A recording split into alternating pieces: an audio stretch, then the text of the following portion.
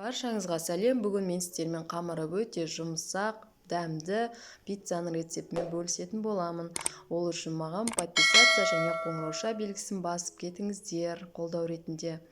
Алдымен бізге керегі 1 стакан жылы су, 1 чайный ложка ашытқы, 1 чайный ложка тұз және 1 чайный ложка қант, жарты стакан сұйық май керек болады.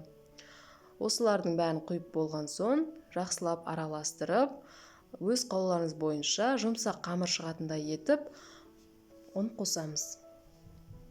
Қамырымызды илеп болған соң, жылы жерге 30 минутқа бетін жауып қоямыз.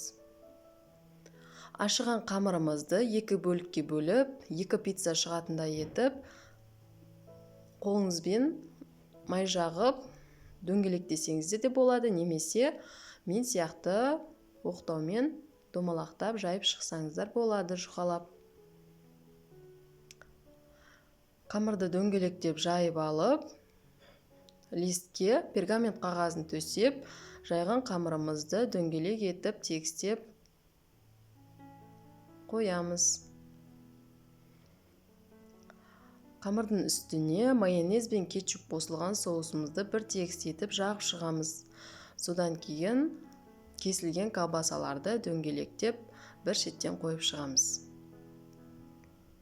Сіздер өз қалауларыңыз бойынша үстіне болгарский, картошка, қызанақ қоссаңыздар да болады. Мен үйдегі бар затпен жасадым. Колбасаларды қойып шыққан соң үстіне үккіштен өткізілген сырды бір тегіс етіп сеуіп шығамыз. Негізі сырды